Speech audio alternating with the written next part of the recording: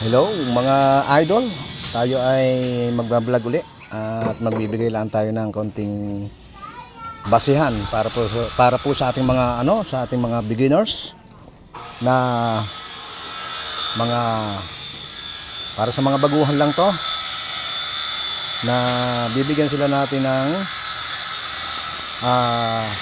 basihan sa pagbabakal, kung paano ang tamang sukat ng bakal. Hindi na natin papaliwanag yung ating mga kung paanong ginagawa. Ito na lang para may basihan sila.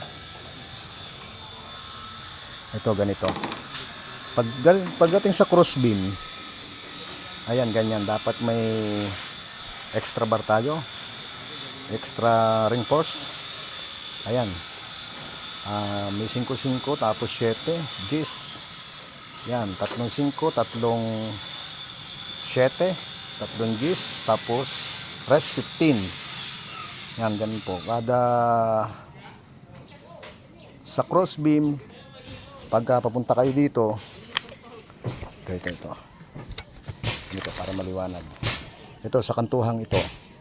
Kantuhang ito, mag-ano na kayo dyan, maglalagay na kayo ng mga 5-5, 7 gis o ano man, kung ano man ang diskarte nyo.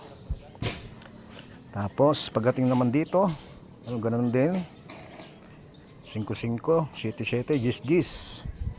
Ayan, kada sa puno maglalagay kayo ng extra ring force o tinatawag nating stirrup o ring. Ayan, katulad yan, meron dyan, meron din dun, meron dun. Yan, lahat yan meron yan. Yan, wala na po ngayong 20-20, 15 na yung ginagamit natin dahil sobrang lalakas na ng lindol, para maiwasan natin yung bitak ng beam. Yan, katulad dito sa cross beam, yan, meron tayo dyang extra ring.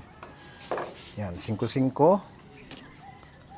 Tapos ito yung gitnang ito, yung importante po dito, may nakasuot ditong dalawa dito. Tapos 5-5, 7-7, 10-10. Yan, lahat yan meron, dapat lahat meron.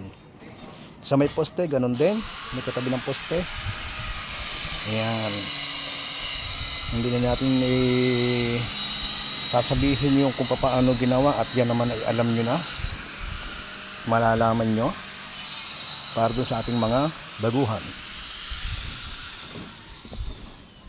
Yan, kada poste dapat may extra ring force.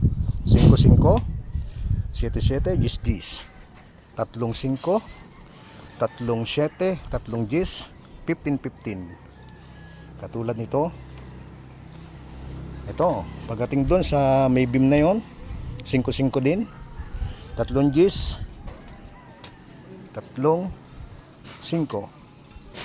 5-5, tag 5.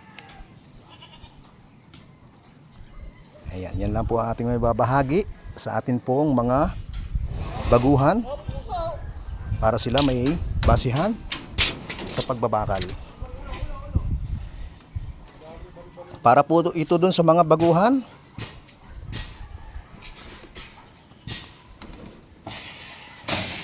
yun lang ang ating may babahagi para kayo ay may basihan sa pagbabakal. Ang layo po ng agwat ng ating ring ay 15 cm.